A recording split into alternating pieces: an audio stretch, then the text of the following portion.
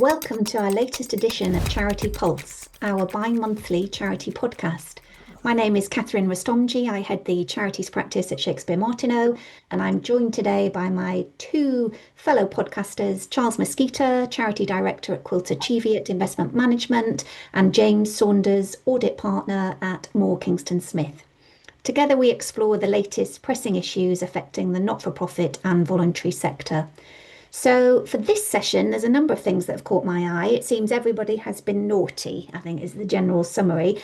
But the first article I had seen reference to was an inquiry that the Charity Commission has been running for more than 4 years into the two wildlife conservation charities, and they have now taken the step of suspending the son of the founder. And I think this is generally what makes it more of a story than anything else, because this is Damien Aspinall, who is the son of the founder of these two charities. And if you might wonder what he's done wrong, it would seem potentially to be quite a lot, in that allegedly the charity's funds have been used to pay for staff that performed roles including as a chef, maid, chauffeur, housekeeper, caretaker, and security guard. So there's quite a lot in here, as well as paying for chauffeur-driven cars, club class flights and taxis, credit card expenses, and luxury high-end cars. So far, so not very normal spending for a charity. So, James, if I come to you first, any thoughts on appropriate use of charitable funds?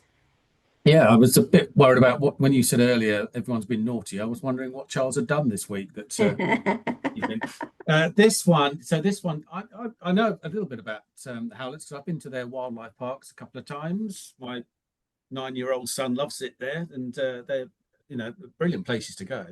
But this is a bit sad, really, that basically someone's been abusing the charities that back or that sponsor the wildlife parks, as I understand it. One of the trustees has just been using the charity funds for all sorts of high-end luxury roles, including chef, maid, chauffeur, housekeeper, chauffeur-driven cars, club class flights, and tax. So just abusing the funds by the sounds of things. I mean, I say just, only just as in it seems to be a pretty open and shut case.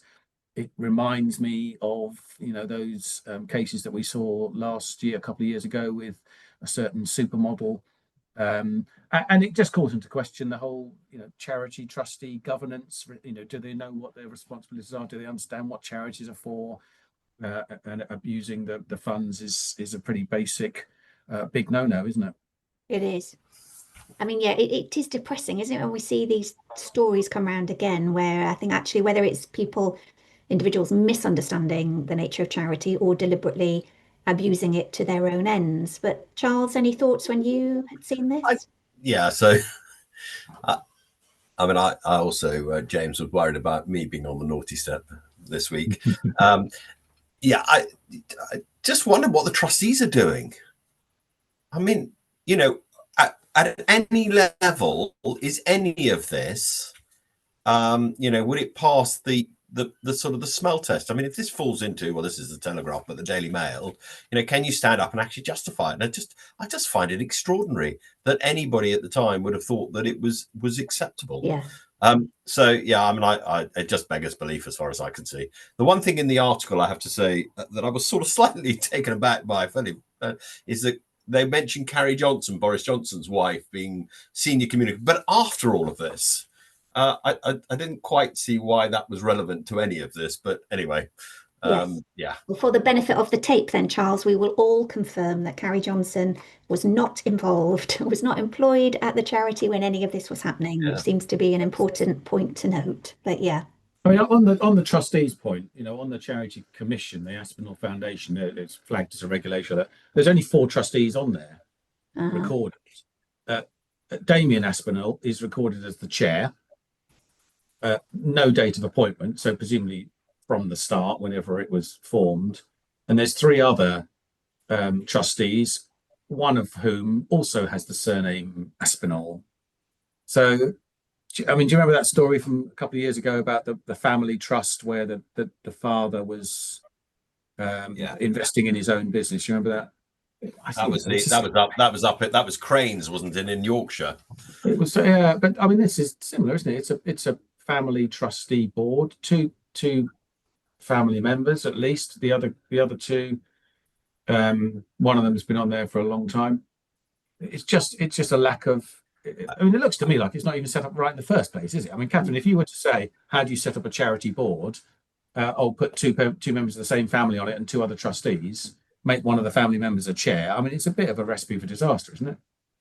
And it is that lack of understanding. I mean, I think we saw that with Captain Tom Foundation as well. It's whether those trustees were properly advised when this charity was set up to say you can't just play with charities. It's not just another entity in your family group. It is a publicly registered independent organization set up for public benefit, not set up to benefit the family. So yeah, there is a question there, isn't there, of that understanding and whether that had been advised and ignored or whether this is an innocent mistake, but it's not sounding a slight wrong, is it? It's sounding like this is quite a fundamental.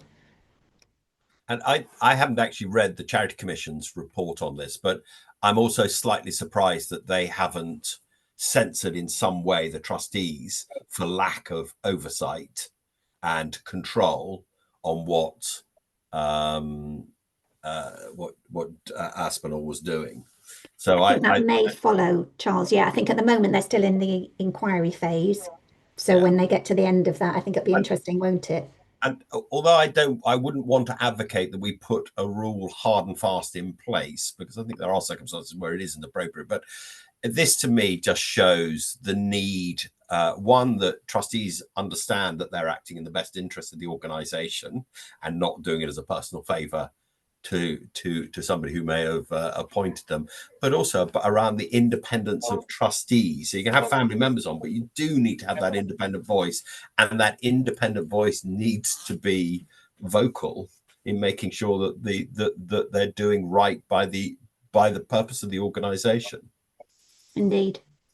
So the next naughty list is, I'm always staggered by this. The numbers just make my head spin. But there are 10 further charities who are being investigated by the Charity Commission as part of its class inquiry into concerns about cheques being exchanged for cash. And so far, you think, okay, 10 charities, it's quite a lot, but okay. But actually, this relates to 105 charities who were found to have cashed cheques with a value of £22 million between December 2021 and March 2023. So this is something, obviously, the Charity Commission are looking into and looking at various aspects of it. James, I was more thinking from the financial accounting reporting systems point of view, whether you had any ideas what might be going on here or issues. Yeah, this is an odd one. I mean, as you said, Catherine, rather because of the amount of money we're talking here. It's a very large chunk of cheques being cashed. Now, we've said before, cheques and cash are not absolute no-nos. It's not like you should look at them as something necessarily, dodgy by nature. But it's all about the controls and the processes you have in place to deal with them.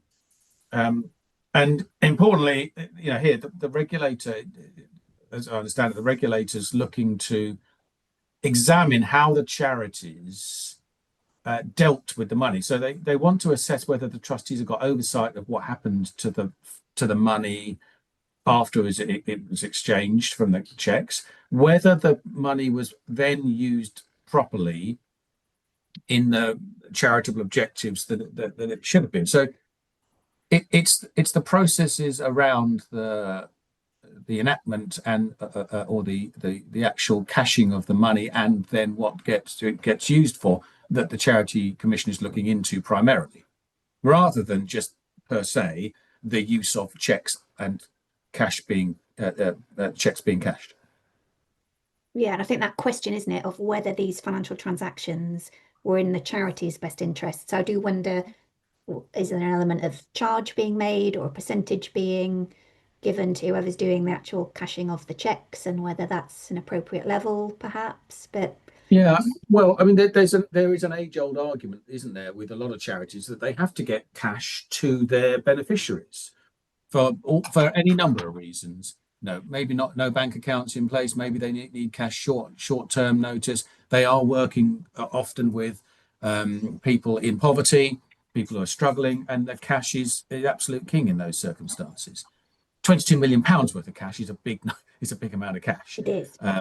And I think that's what's, the odd amount here or there is one thing. £22 million worth is probably, I would imagine, what triggered this investigation, because it's such a large amount of money across a number of organisations, charities, that all of which, need to have that question asked: have you got the right controls over it? Are you sure that it's being used, the money eventually is being used as you intended?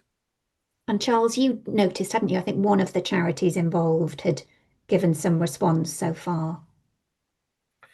Yes. So one of the charities turned around and said that all their board had been appointed on August 2024, which was post this activity going on, and therefore should be removed from the investigation. I'm sorry, chums, but actually, you're being made trustees. You're responsible for the organisation, even for its past deeds. And the commission, I suspect, is going to say tough. What did also strike me is so why have you now got a new board, all of whom seem to be, if I'm taking it literally, have been appointed at the same time. So what's happened prior to that? But also I think from people thinking about becoming a trustee of an organisation, doing due diligence prior to doing that is very important. I'm not sure whether you would pick it up or not. The other thing I think was quite interesting is the HMRC recently made an unannounced visit to a company in Hackney, East London, in which 105 charities have been found to be cashing checks. I sort of slightly wonder why that. Well, I mean, there's obviously something that's concerning them to do an unannounced visit. So I suspect this is all connected. I mean, I hope at some point we will get some sort of clarity and lessons that can be learned. But, to James's point, I have massive sympathy, having been involved with an organisation handing out cash in circumstances of where that was the only way you could get the money to the beneficiaries who were in need. Trying to put controls in place and making sure that it's all above board and that you're confident is extraordinarily difficult. We even went out to visit, seeing what was happening, trying to monitor. But if you're giving away small amounts of money of 50 or 100 quid, because people need to go and buy supplies or whatever it may be, there is only so far that you can go. So yeah, I mean, a very difficult area. Well, Catherine, one thing I would add on this is, and this links in actually with the previous matter we were talking about. This, I've just looked at one of the charities here. It is a charity that has £3 million of income and spends £3 million every year. So it's a 3 million. It's got 3 trustees. Three individuals, but effectively, we said before, volunteers as charities, 3 trustees running a £3 million organisation. The Aspinall Foundation, they're the same. They're as charities, they're £3 million income organisations.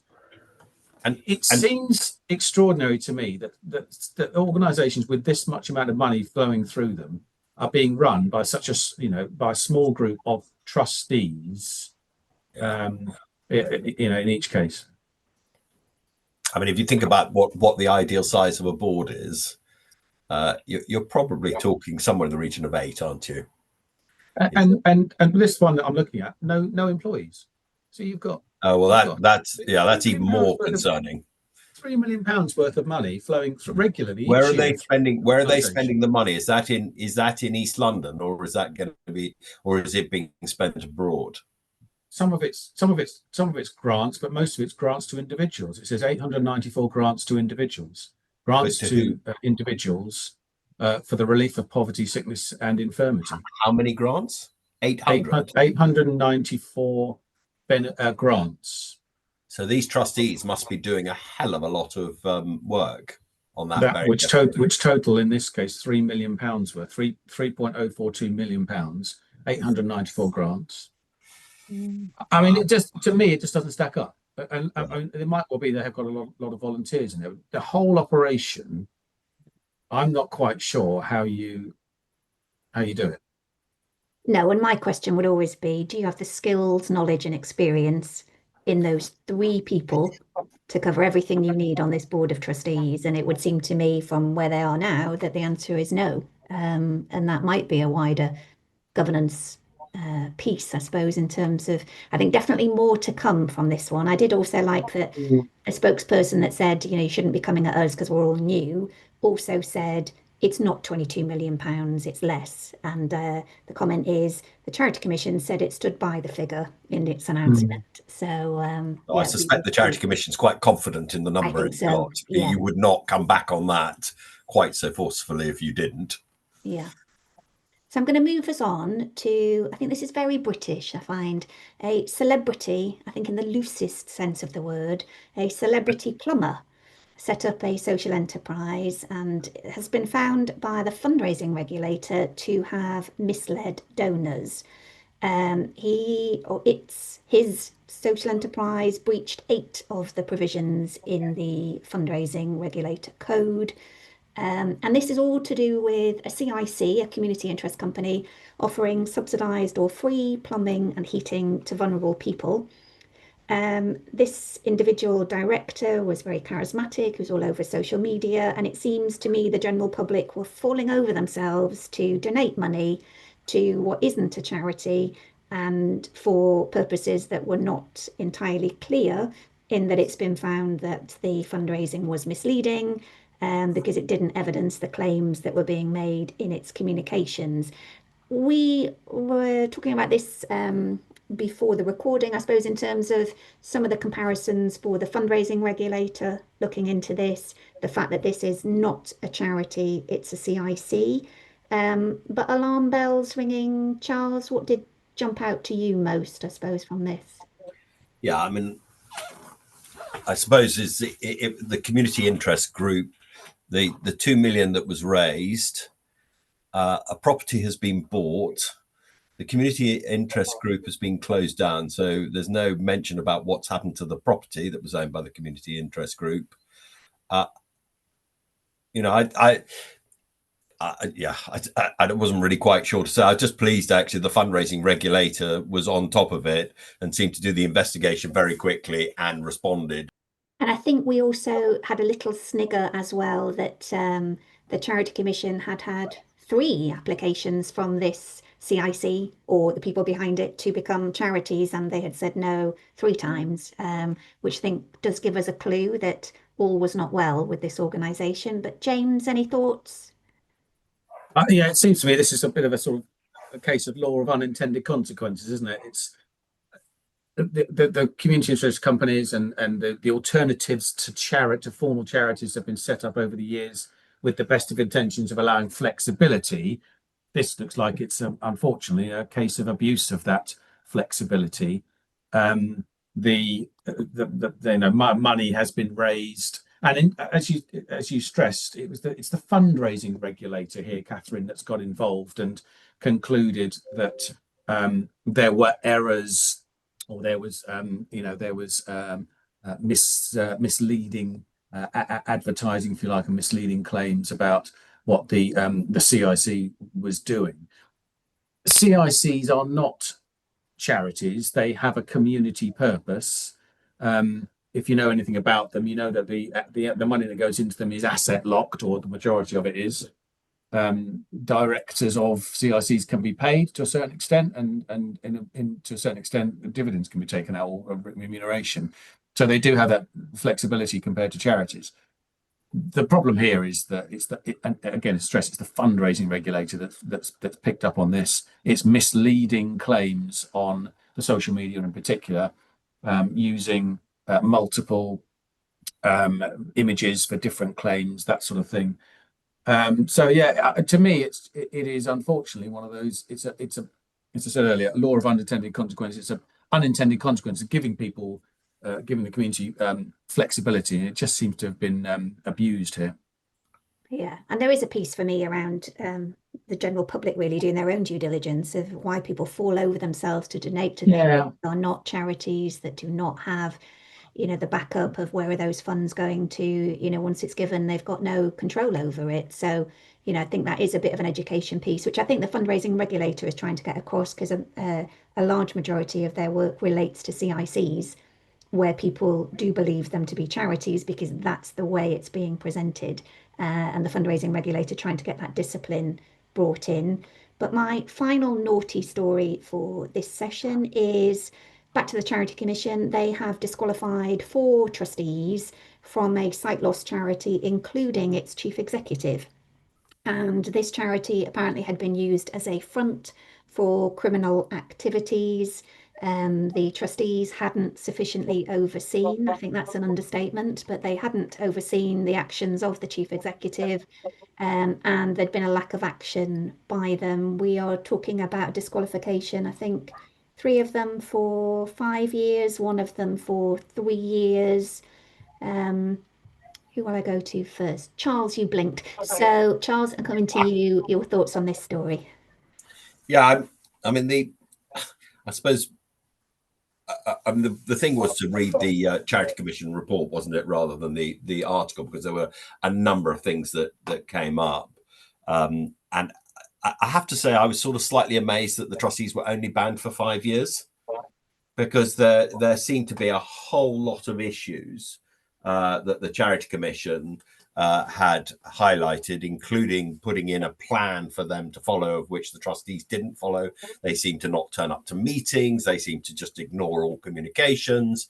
They were obviously fully aware that the CEO had been found by the Immigration Service from a criminal offence. So, I'm just amazed that they're allowed in 5 years' time to become a trustee, or 3 years' time for one of them, or even be a director. This to me is just absolutely, just look at it and think of how they ever thought any of this was right. I don't know. James, over to you. Yeah, the Charity Commission report itself is scathing. The trustees allowed the charity to be used as a vehicle for criminal activity. I mean, that's pretty scathing, really. It's pretty robust criticism. Trustees exposed the charity to risk of criminal conviction by continuing to offer immigration services, despite the authority, the Immigration Advice Authority, not re-registering the charity. So there's a couple of very, very serious matters, and I agree with Charles. I mean, it's clearly trustees asleep at the wheel. Either they're asleep at the wheel and completely ignorant to this, or they are a party to it. In either case, it's desperately bad. And as I say, I'm with Charles. I'm surprised that they only got off with a 5 year ban, if you like. Yeah, and I think we've talked about this before as well. It is depressing in the sense that the charity was set up to support blind and partially sighted members of African and Caribbean communities.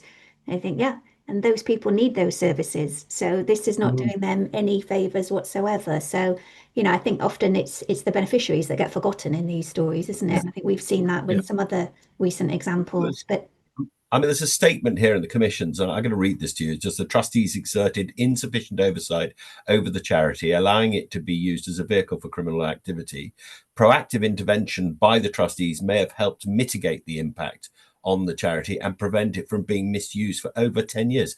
So, okay, so you've made a statement about they could have done something that would have stopped it for over 10 years, but they've only banned them for 5. Sorry, I just don't understand. But I also don't know what their powers are, because to my mind, these people should be banned in perpetuity, either being a trustee or a director of a company. I think we're all in kind of hanging judge mode today. So I'm going to Yes. wrap up our podcast. I would say to dear listeners, if you have happier topics you would like us to look at or suggested ideas for, have a consideration of, do let us know. But thank you, James. Thank you, Charles. Thank you for listening. You can listen to previous episodes on Spotify, on our websites, on YouTube. And there are other examples we've done more recently of a trustee special, looking at why people should become a trustee and the issues around that. So there may be previous recordings that might be of interest to you, but do let us have any comments or feedback. We'd love to hear from you and hope you can join us again.